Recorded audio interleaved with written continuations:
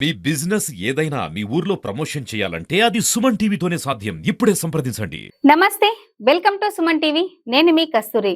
శ్రీ సత్యసాయి జయంతి ఉత్సవాలు కన్నుల పండుగ సాగుతున్నాయి. అనేక మంది విఐపీలతో పుట్టపర్తి కిటకిటలాడుతోంది.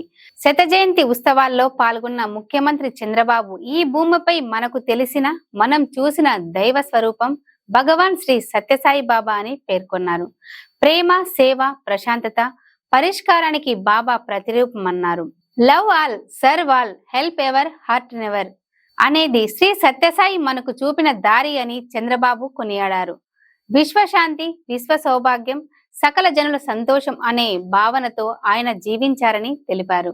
రాయలసీమ ప్రజలకు తాగునీటిని అందించేందుకు ప్రశాంతి నిలయాన్ని తాకట్టు పెట్టి అయినా ప్రాజెక్టును పూర్తి చేయాలనుకున్నారని ఆయన గుర్తు చేశారు. భక్తుల్ని ఎంతో ప్రేమగా బంగారు అని పిలిచేవాడు. మీకు చాలా మంది గుర్తుంటుంది. ఒక రోజున వస్తే, బంగారు ఒక పని చేస్తావా అని అడిగాడు. ఏంటి స్వామి చెప్పండి అన్నాను. ఈ ప్రాంతంలో, నేను పుట్టిన ప్రాంతంలో త్రాగునీరు లేవు, నేను ఇవ్వాలని సంకల్పం చేశాను, నా భక్తులు ఇస్తారు, కానీ దీన్ని మెయింటైన్ చేస్తానని హామీ ఇమ్మంటే సంతోషంగా నేను స్వీకరించాను. దానిపైన ఆ ప్రాజెక్ట్ని పూర్తి చేసిన సంకల్ప సిద్ధి భగవాన్ సత్యసాయి గారు బాబా అని చెప్పి నేను మీకు తెలియజేస్తున్నా. ఇది ఒకటే కాదు, విలువలతో కూడిన విద్యను 1వ తరగతి నుంచి PhD వరకు ఉచితంగా అందించారు. 102 సత్యసాయి విద్యాలయాలు 60,000 మంది పిల్లలకు ఉన్నత విద్యను అందిస్తున్నాయి. 2 సూపర్ స్పెషాలిటీ ఆసుపత్రులు, 2 జనరల్ హాస్పిటళ్లు, 2 మొబైల్ హాస్పిటల్స్. రోజు 3,000 మందికి పైగా రోగులకు సత్యసాయి సేవా ట్రస్ట్ ద్వారా వైద్యం అందుతుంది. ప్రజలకు సేవ విషయంలో ప్రభుత్వాల కంటే వేగంగా సత్యసాయి స్పందించేవారు. రాయలసీమకు తాగునీరు, ఇంకొక పక్క తెలంగాణ, తమిళనాడు దగ్గర 1600 గ్రామాల్లో 30 లక్షలకు పైగా నీరిచ్చిన ఘనత బాబా గారిది.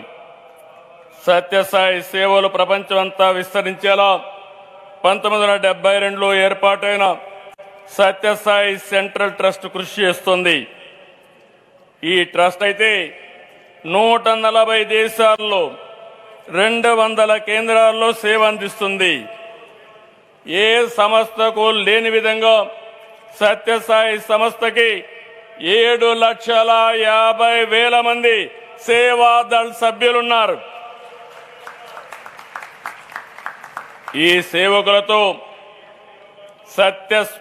సత్యసాయి స్ఫూర్తిని, ఆయన చూపించిన మార్గాన్ని భావి తరాలకు అందించాలి.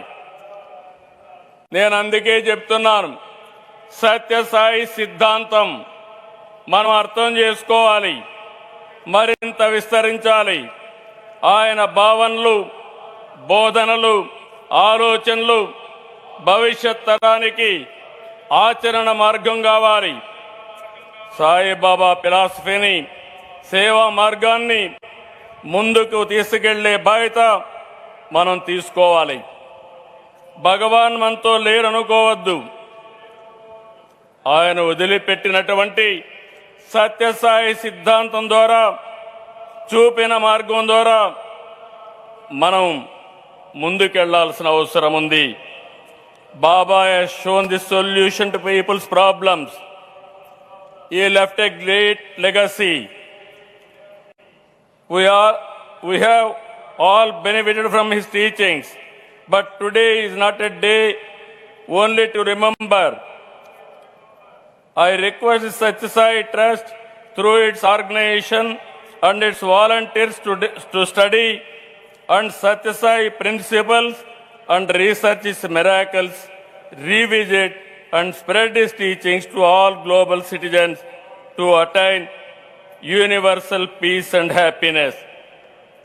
I am really thankful to Honorable Prime Minister Narendra Modi ji, central government fully supported these celebrations.